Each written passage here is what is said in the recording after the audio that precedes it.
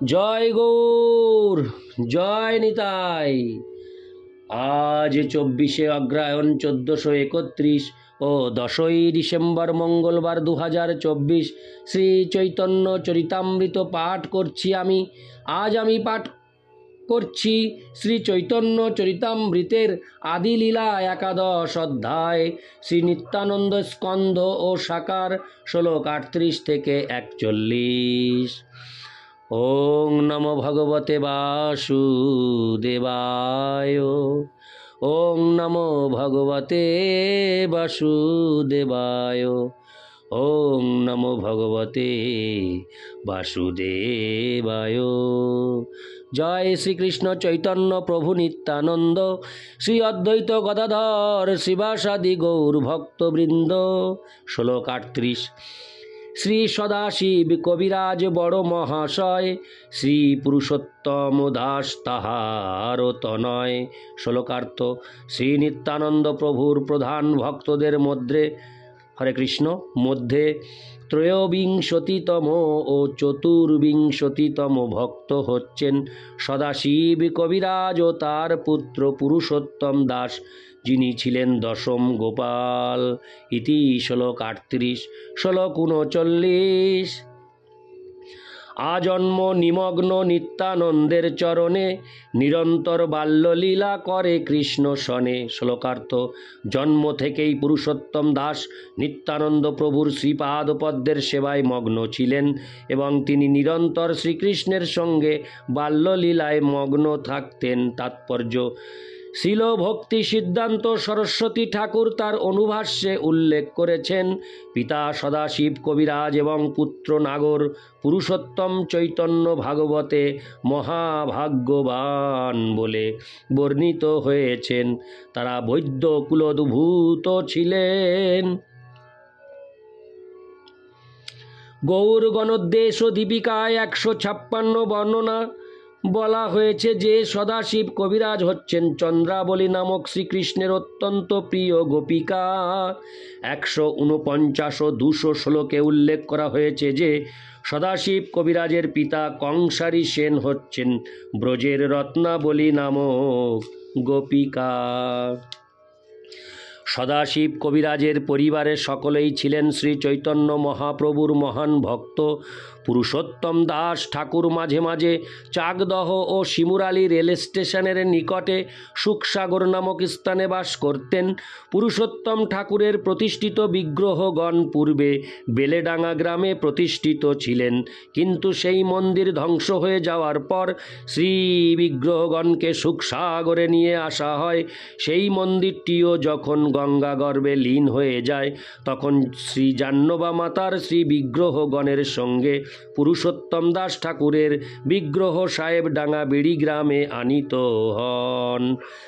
সেই স্থানটিও ধ্বংস হলে বিগ্রহগণকে তখন পালপাড়া থেকে প্রায় 1 মাইল দূরে চান্দুড়ে গ্রামে আনা হয়। ইতি শ্লোক 39। শ্লোক 40।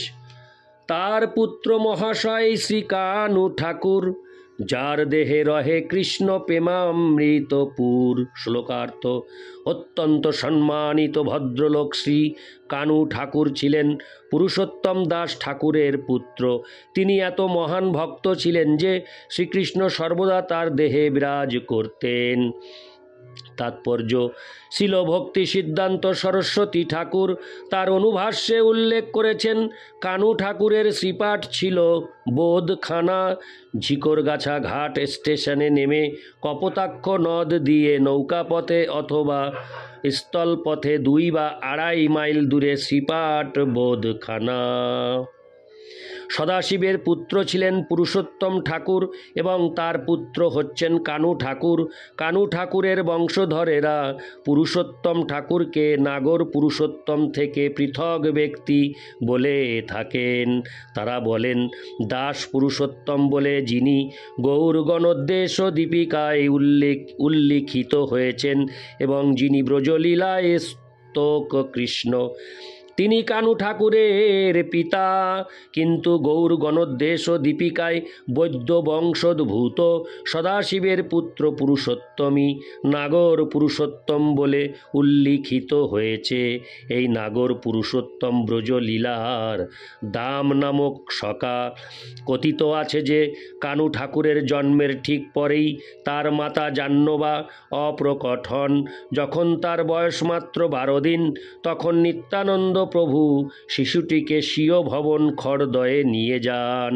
কানু ঠাকুরের বংশীয়দের মতানুসারে 942 বঙ্গাব্দে রথযাত্রার দিন কানু ঠাকুরের জন্ম হয়।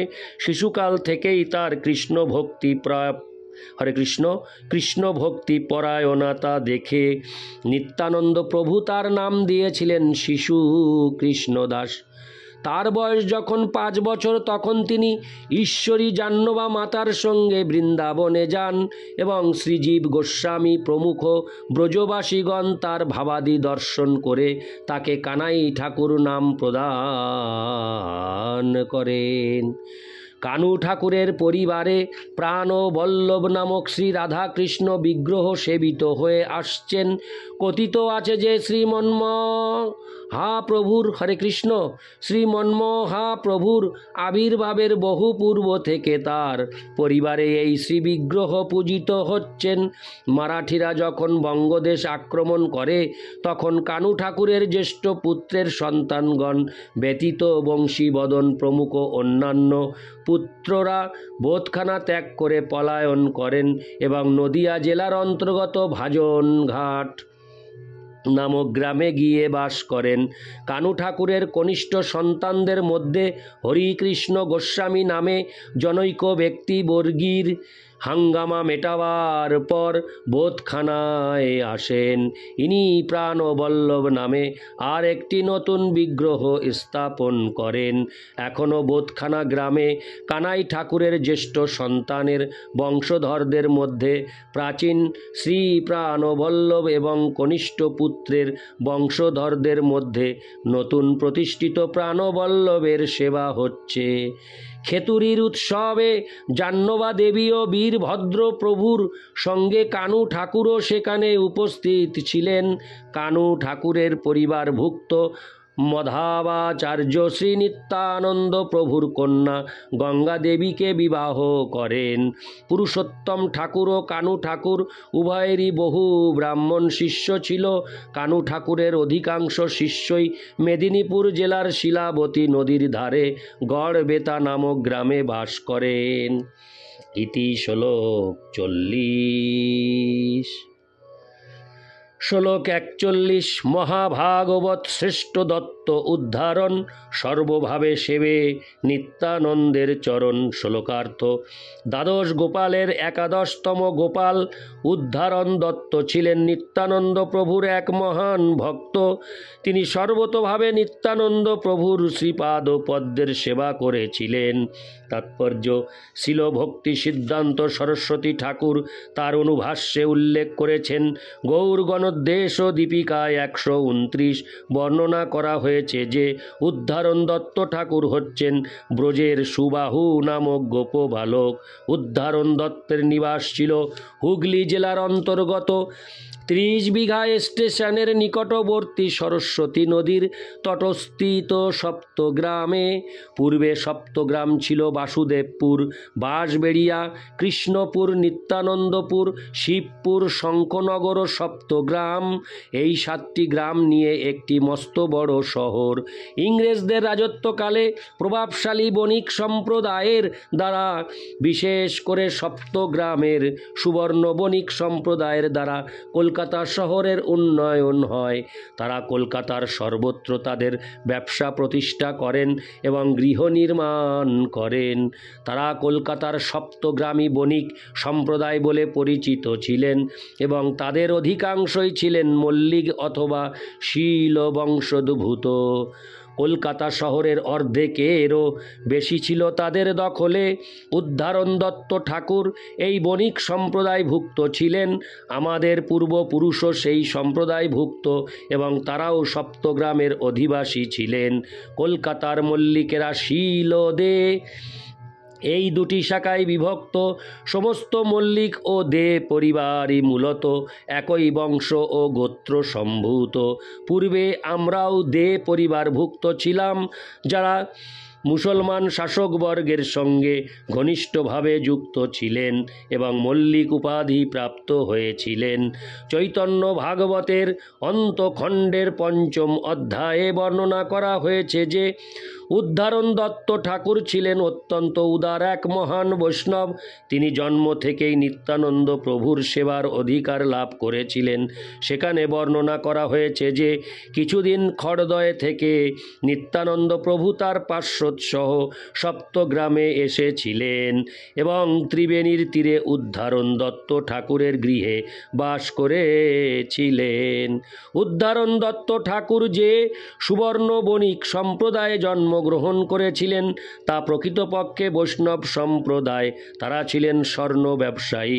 পূর্বে বল্লাল সেনের সঙ্গে সুবর্ণ বণিক সম্প্রদায়ের মনোমালিন্য হয়। সুবর্ণ বণিক সম্প্রদায়ে গৌরী সেন নামে এক ধনপতি ছিলেন, যার থেকে বল্লাল সেন টাকা ধার করতেন, কিন্তু সেই টাকা শোধ করতে না পারায় গৌরী সেন বল্লাল সেনকে টাকা ধার দেওয়া বন্ধ করে দেন। ফলে বল্লাল সেন চক্রান্ত করে সুবর্ণ বণিক সম্প্রদায়কে জাতিচ্যুত করে তার প্রতিশোধ নেন। তখন থেকে সুবর্ণ বণিকেরা ব্রাহ্মণ, ক্ষত্রিয় ও বৈশ্য সম্প্রদায়ের বহির্ভূত হয়ে এক ঘরে হয়েছিলেন। কিন্তু শ্রী নিত্যানন্দ প্রভুর কৃপায় সুবর্ণ বণিক সম্প্রদায় পুনরায় উচ্চ সম্মানের পদে অধিষ্ঠিত হয়েছেন। চৈতন্য ভাগবতে বর্ণিত হয়েছে, যতেক বণিক কুল উদ্ধারণ হইতে পবিত্র হইল দ্বিধা নাহিক ইহাতে। সমস্ত সুবর্ণ বণিক সম্প্রদায় যে শ্রী নিত্যানন্দ প্রভুর কৃপার প্রভাবে পবিত্র হল, সেই সম্বন্ধে কোনো সন্দেহ নেই। সপ্তগ্রামে শ্রীল উদ্ধারণ দত্ত ঠাকুরের প্রতিষ্ঠিত এবং স্বহস্তে সেবিত মহাপ্রভুর ষড়ভুজ মূর্তি রয়েছে। শ্রী চৈতন্য মহাপ্রভুর দক্ষিণে শ্রী নিত্যানন্দ প্রভু এবং বামে শ্রী গদাধর প্রভু বিরাজ করছেন। শ্রী রাধা গোবিন্দ মূর্তি শ্রী শালগ্রাম সিংহাসন বেদীর নিম্নে শ্রী উদ্ধারণ দত্ত ঠাকুরের আলেখ্য পূজিত হচ্ছেন। শ্রীমন্দিরের সম্মুখে একটি বৃহৎ নাট মন্দির রয়েছে এবং নাট মন্দিরের সামনে রয়েছে একটি মাধবী লতার গাছ। মন্দিরটি সুশীতল ছায়াপূর্ণ পরিবেশে অবস্থিত। 1967 সালে যখন আমি আমেরিকা থেকে ফিরে আসি, তখন মন্দিরের পরিচালক মণ্ডলী আমাদের সেখানে নিমন্ত্রণ করেন এবং কয়েকজন আমেরিকান শিষ্যসহ সেখানে যাওয়ার সৌভাগ্য আমার হয়েছিল। পূর্বে বাল্যকালে আমি আমার পিতামাতার সঙ্গে সেই মন্দিরে গিয়েছি, কেননা সুবর্ণ বণিক সম্প্রদায়ের সমস্ত সদস্যই ছিল হরে কৃষ্ণ শ্রীল উদ্ধারণ দত্ত ঠাকুরের এই মূর্তিটি সম্পর্কে অত্যন্ত উৎসাহী। শ্রীল ভক্তি সিদ্ধান্ত সরস্বতী ঠাকুর তার অনুভাষ্যে আরও উল্লেখ করেছেন, 1283 সালে নিতাই দাস বাবাজি নামক জনৈক বৈষ্ণব সাধক শ্রীপাঠের জন্য 12 বিঘা জমি সংগ্রহ করেন। তারপর কারো কারো বিশেষ চেষ্টায় শ্রীপাঠের সেবা কিছুদিন চললেও ক্রমশ সেবার বিশৃঙ্খলা উপস্থিত হয়। পরে 1306 হরে কৃষ্ণ পরে 1306 সালে হুগলির ভূতপূর্ব সাবযজ বলরাম মল্লিক ও কলকাতাবাসী বহু ধনী সুবর্ণ বণিকের সমবেত চেষ্টায় সম্প্রীতি শ্রীপাঠের সেবার প্রভূত উন্নতি হয়েছে। প্রায় 50 বছর আগে জগমোহন দত্ত নামে উদ্ধারণ দত্ত ঠাকুরের এক বংশধর মন্দিরে শ্রীল উদ্ধারণ দত্ত ঠাকুরের একটি দারুময়ী শ্রীমূর্তি প্রতিষ্ঠা করেন, কিন্তু সেই শ্রীমূর্তি এখন এখন আর নেই। বর্তমানে শ্রী উদ্ধারণ দত্ত ঠাকুরের একটি আলেখ্য পূজিত হচ্ছেন। অনুসন্ধানে জানা গেল উদ্ধারণ দত্ত ঠাকুরের পূর্বের শ্রীমূর্তি এখন হুগলির বালি নিবাসী শ্রী মদন দত্ত মহাশয়ের বাড়িতে এবং ঠাকুরের সেবিত শ্রী শালগ্রাম ওই গ্রামে শ্রীনাথ দত্তের গৃহে আছেন। উদ্ধারণ দত্ত ঠাকুর কাটোয়ার 1.5 মাইল উত্তরে নৈহাটির বিখ্যাত জমিদারের দেওয়ান ছিলেন। দাইহাট স্টেশনের কাছে এখনও সেই রাজবংশের প্রাসাদের ভগ্নাবশেষ দেখতে পাওয়া যায়। যেহেতু উদ্ধারণ দত্ত ঠাকুর সেই জমিদারের দেওয়ান ছিলেন, তাই সেই স্থানটি এখন উদ্ধারণপুর নামে অভিহিত। উদ্ধারণ ঠাকুরের প্রতিষ্ঠিত শ্রী গৌরনিতাই বিগ্রহ বনওয়ারিবাদ নামক জমিদার বাড়িতে নিয়ে আসা হয়। উদ্ধারণ দত্ত ঠাকুর আজীবন গৃহস্থ ছিলেন। তার পিতার নাম ছিল শ্রীকর দত্ত, তার মাতার নাম ছিল ভদ্রাবতী এবং তার পুত্রের নাম ছিল শ্রীনিবাস দত্ত। ইতি শ্লোক 41। ওং নমো ভগবতে বাসুদেবায়। ওং নমো ভগবতে বাসুদেবায়। ওং নমো ভগবতে বাসুদেবায়। জয় শ্রীকৃষ্ণ চৈতন্য প্রভু নিত্যানন্দ, শ্রী অদ্বৈত গদাধর শিবাসাদি গৌর ভক্তবৃন্দ। জয় গৌর, জয় নিতাই।